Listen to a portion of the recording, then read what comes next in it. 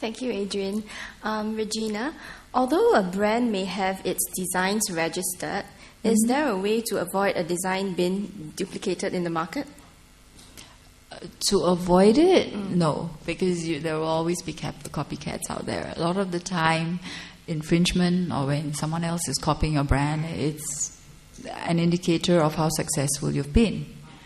However, if you have already protected and registered it, then you are in a good position to stop, all right, to send a cease and desist letter, to take actions, to stop these people from continuing to infringe your brand. Because if you do not, and that's when the next step is, after you've protected it and grown the brand, the next step is really to protect it and to police it.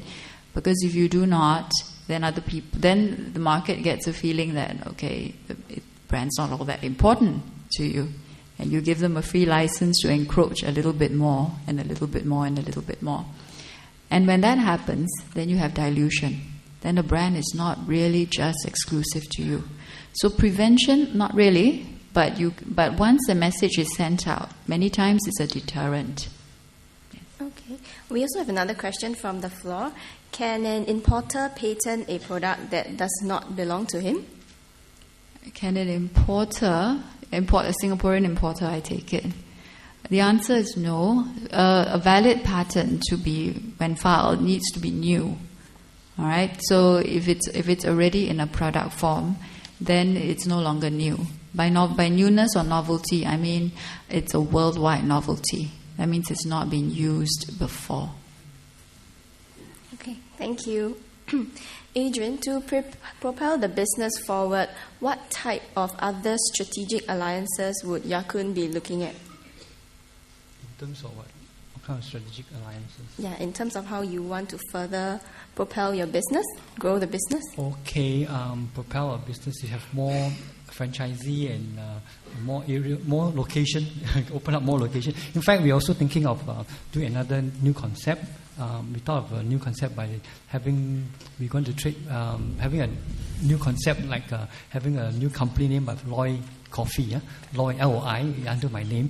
So we're having a Loi Coffee 107.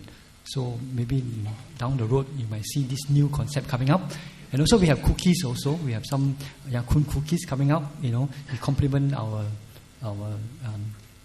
toast. So these are some of those things that we do. Of course, in terms of strategy location, expand overseas is one of our target focus. And also, of course, local, we're looking for more outlets as well as corporate-owned as well as franchisee-owned. Okay, thank you. How does your branding then differ you from your competitors, as in differentiate you?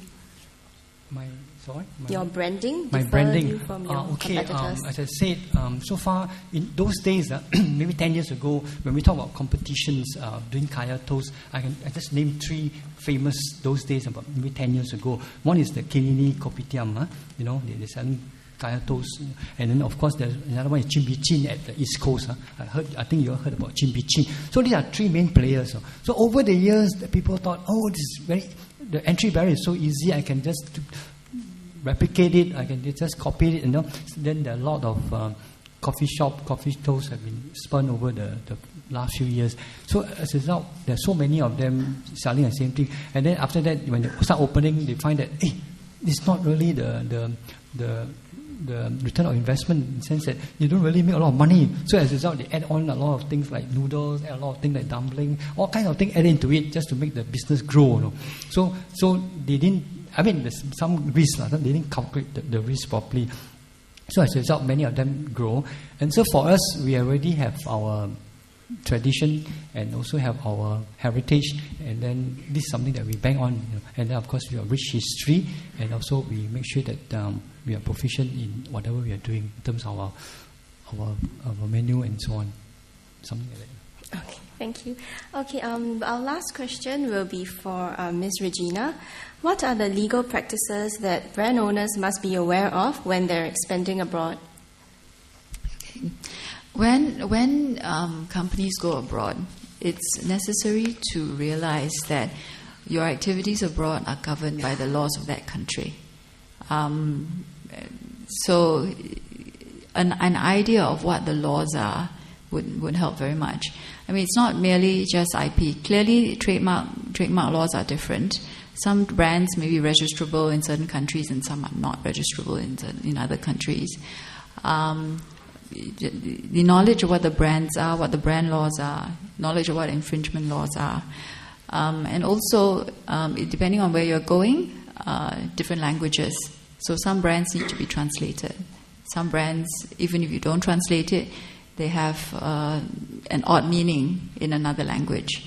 So these are the things you look for when you're going abroad. I mean, these are actually fairly common mistakes that certain of the Western companies make, particularly when they're coming out into Asia and they're looking at the different languages that are in place here. Take a seat.